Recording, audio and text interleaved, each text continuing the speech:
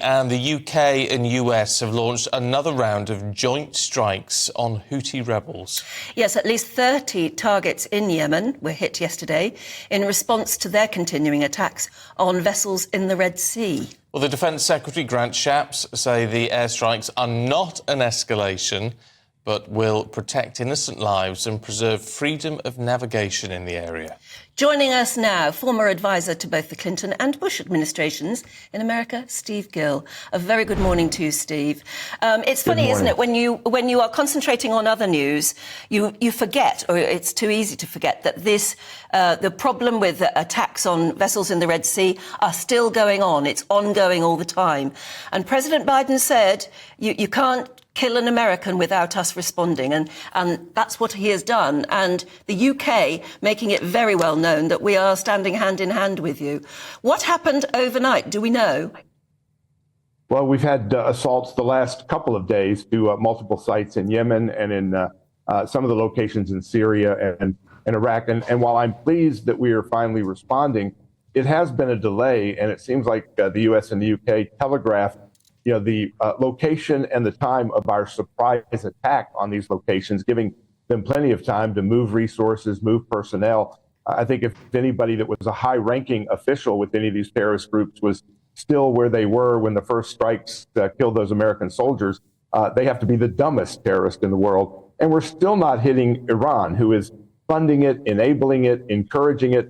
Look, I had three younger brothers when I was growing up.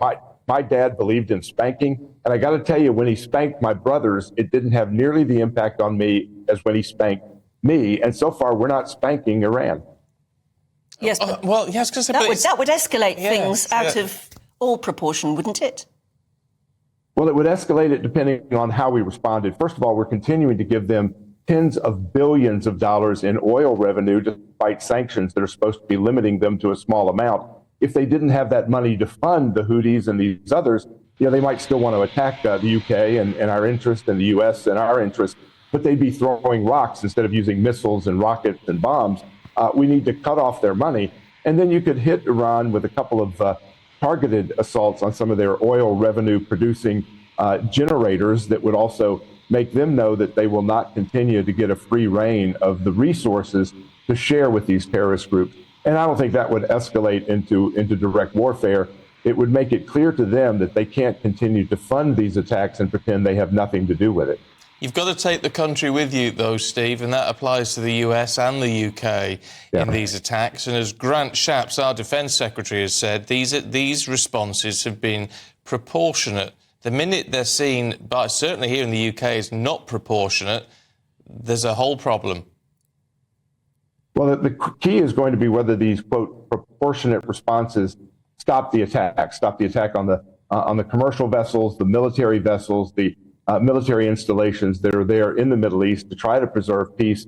We'll see if these so-called proportional attacks stop what's being done. But so far, the rhetoric coming from Iran and their proxies they're going to keep coming at the commercial shipping and others. And again, if they don't back off, you then have to escalate your processes and your responses, and that does lead you down a dangerous warfare path.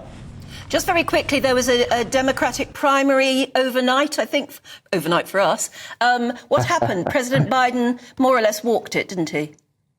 Yeah, he was essentially the only name on the ballot in South Carolina.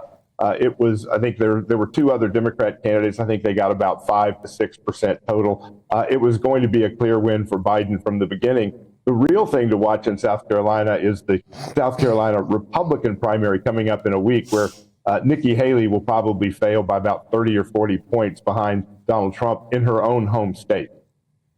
Oh, well, we shall see on that one, won't we? And talk to you then again, no doubt. Steve, thanks very much indeed.